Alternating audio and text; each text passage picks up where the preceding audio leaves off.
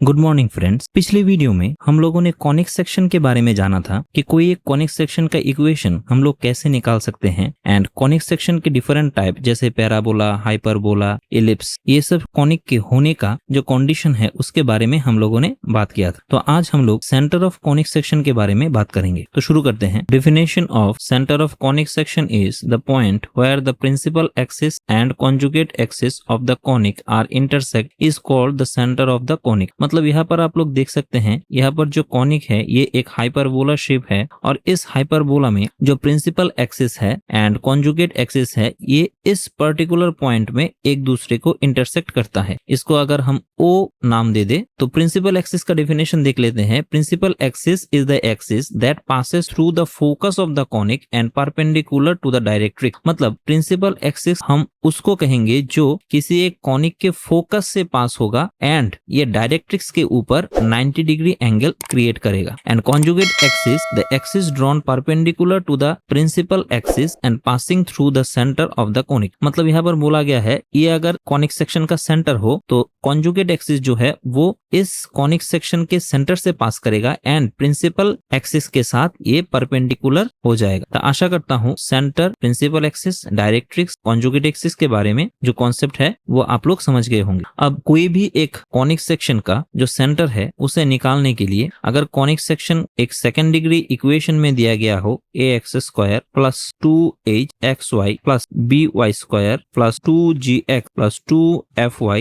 Plus c equals to 0, जहां से delta equals to abc plus 2fgh minus af² minus bg² minus ch² not equals to अगर 0 हो जाए तब ये pair of straight line homogeneous pair of straight line ना होकर एक नॉन होमोजीनियस कॉनिक सेक्शन में कन्वर्ट हो जाएगा। इन दैट केस इस कॉनिक सेक्शन का अगर सेंटर हमको निकालना है तो यहाँ से हम लोग यहाँ पर जो वेरिएबल्स है, यहाँ पर दो टाइप्स के वेरिएबल है, एक है x एंड y। तो इसके रेस्पेक्ट में s का पार्शियल डेरिवेटिव कर लेंगे, ds by dx and ds by dy। अब ये पार्शियल डेरिवेटिव करने से ये एक टेंजेंट का रूप ले लेगा और ये दोनों टेंजेंट आप लोग यहाँ से देख सकते हैं इस सेंटर पॉइंट में एक दूसरे को इंटरसेक्ट करते हैं। मतलब इस पार्शियल डेरिवेटिव के बाद जो इक्वेशन आएगा लाइन का वही तो टेंजेंट हो जाएगा और इन दोनों टेंजेंट का अगर हम इंटरसेक्टिंग पॉइंट निकाले तो वही इंटरसेक्टिंग पॉइंट हो जाएगा इस पर्टिकुलर कॉनिक का सेंटर पॉइंट। तो इसे कैसे निकाल सकते हैं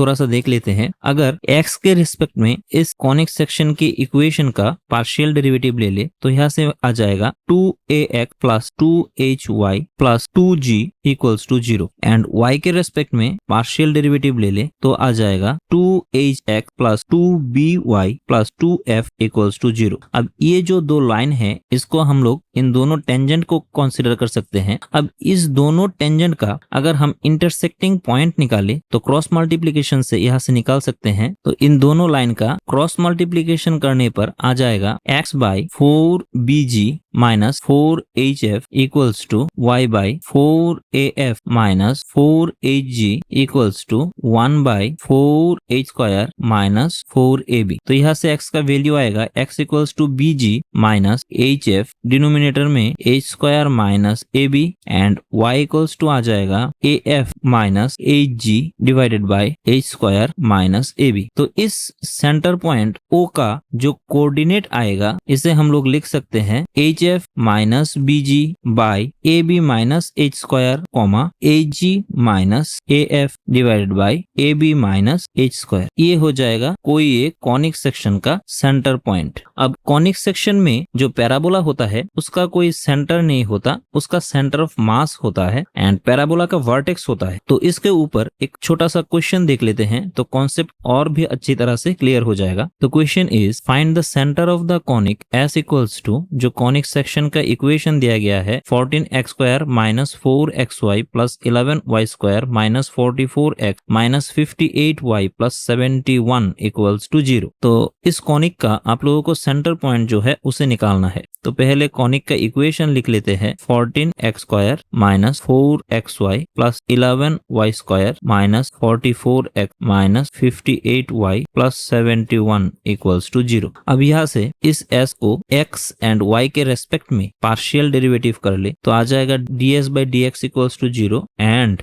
ds by dy equals to 0। यहाँ से दो लाइन का इक्वेशन आ जाएगा। तो x के रेस्पेक्ट में हम लोग करें तो यहाँ से आ जाएगा 28x minus 4y minus 44 equals to 0 और यहाँ से 4 से कॉमन ले ले तो आ जाएगा 7x minus y minus 11 equals to 0। इसे दे देते हैं इक्वेशन 1 एंड y के रेस्पेक्ट में इसको डेरिवेटिव करे पार्शियल डेरिवेटिव तो हो जाएगा 22y minus 4x minus 58 equals to 0। तो x वाले टर्म को सामने लेके आते हैं एंड माइनस 2 से डिवाइड कर दे तो हो जाएगा 2x minus 11y plus 29 equals to 0। ये हो गया इक्वेशन 2। अब इन दोनों इक्वेशन को क्रॉस मल्टीप्लाई करें तो आ जाएगा x by minus 29 minus 121 equals to, आशा करता हूँ क्रॉस मल्टीप्लाई हम लोगों ने पहले भी बहुत बार किया था एंड ये आप लोग जानते होंगे, minus 203 equals to 1 by minus 77 plus 2। तो यहाँ से x इक्वल्स टू आ जाएगा माइनस 150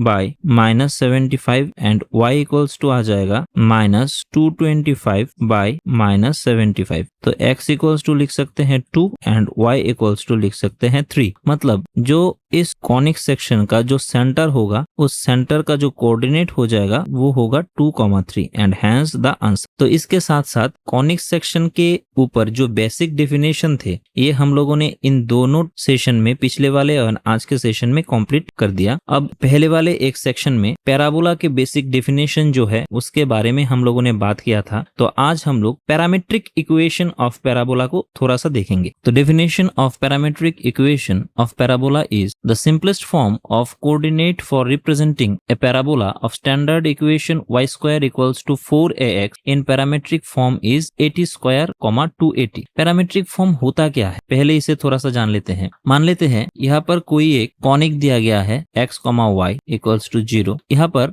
दो वेरिएबल है x एंड y। तो इन दोनों वेरिएबल को हम लोगों को कोई एक पर्टिकुलर तीसरे वेरिएबल में कन्वर्ट करना है एंड इक्वेशन को ऐसे रिप्रेजेंट करना है जैसे कि ये इक्वेशन सेटिस्फाई हो। मतलब अगर हम लोग इस पैराबोला की इक्वेशन को कंसीडर करें, यहाँ पर y square equals to 4ax दिया गया है और ये एक स्टैंडर्ड इक्वेशन ऑफ पैराबोला है। तो इस पैराबोला का जो डायग्राम होगा वो ये हो जाएगा। तो अब इन दोनों वेरिएबल को एक तीसरे वेरिएबल में हम लोगों को कन्वर्ट करना होगा ताकि ये इक्वेशन सेटिस्फाई हो। तो y की स्टैंडर्ड वैल्यू हम लोग यहाँ से 280 ले ले एंड x इक्वल्स टू हम लोग 80 स्क्वायर ले ले एंड इस इक्वेशन में हम लोग पुट कर दे तो यहाँ से बन जाएगा 280 इसका होल स्क्वायर। तो इसे लिख सकते हैं 4a square t square and right hand side में x का वैल्यू बिठा दे तो 4a इंटू ए टी स्क्वायर। तो यहाँ से आप लोग देख सकते हैं ये भी 4a स्क्वायर t स्क्वायर आ जाता है। मतलब left hand side and right hand side आ जाता है। तो आशा करता हूँ पैरामेट्रिक इक्वेशन जो है वो आप लोगों को समझ आया होगा कि कोई दो वेरिएबल को एक तीसरे वेरिएबल में हम लोगों को कन्वर्ट करना है और उस वेरिएबल में इक्वेशन को सेटअप करना है ताकि ये इक्वेशन सेटिस्फाई कर दे। तो पैराबोला के केस में जो पैरामेट्रिक इक्वेशन होगा उसके लिए x का कोऑर्डिनेट हो जाएगा a t square and y का कोऑर्डिनेट हो जाएगा 280। इन द सेम वे ये तो पैराबोला का एक ओरिएंटेशन था। यहाँ पर टोटल 4 ओरिएंटेशन होता है। y square equals to 4ax, y square equals to minus 4ax, x square equals to 4ay and x square equals to minus 4ay। तो y square equals to minus 4ax के लिए जो coordinate हो जाएगा parametric equation का वो हो जाएगा minus a t square 280। Then x square equals to 4ay के लिए जो होगा वो हो जाएगा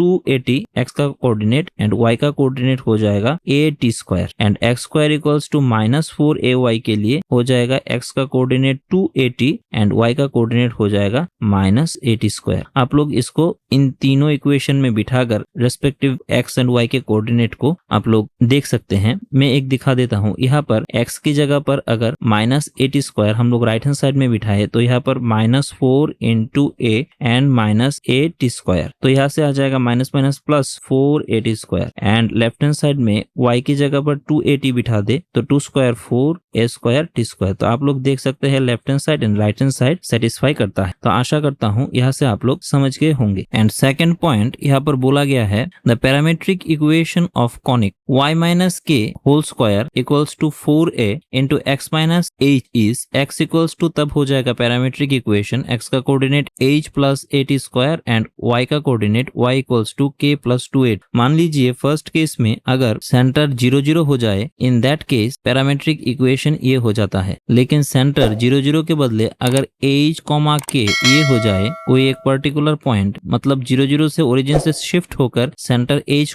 k में चला आए, तब ये जो पैराबोला होगा इसका इक्वेशन हो जाएगा y माइनस k इसका whole square equals to 4a x minus h। In that case x का जो पैरामीट्रिक कोऑर्डिनेट हो जाएगा h plus 8 square and y का पैरामीट्रिक कोऑर्डिनेट हो जाएगा k प्लस 280। तो इसके ऊपर एक छोटा सा प्रॉब्लम देख लेते हैं। तो question is the equation of the directrix of the parabola x equals to minus 280 and y equals to minus 80 square where t belongs to r is. मतलब यहाँ पर एक पैराबोला का इक्वेशन दिया गया है, तो आप लोगों को इस पैराबोला का जो डायरेक्ट्रिक्स होगा उसका इक्वेशन निकालना होगा। पैराबोला का जो इक्वेशन दिया गया है वो पैरामीट्रिक में दिया गया है, तो इसका सॉल्यूशन कैसे कर सकते हैं, पहले लिख लेते हैं x इक्वल्स टू जो पैरामीट्रिक इक्वेशन दिया गया है 280 and y equals to minus 8 square. तो यहाँ से t को लिख सकते हैं x बाई माइनस 2a। इसका वैल्यू हम लोग यहाँ पर रिप्लेस कर दे x बाई माइनस 2a इसका होल स्क्वायर। तो यहाँ से आ जाएगा माइनस a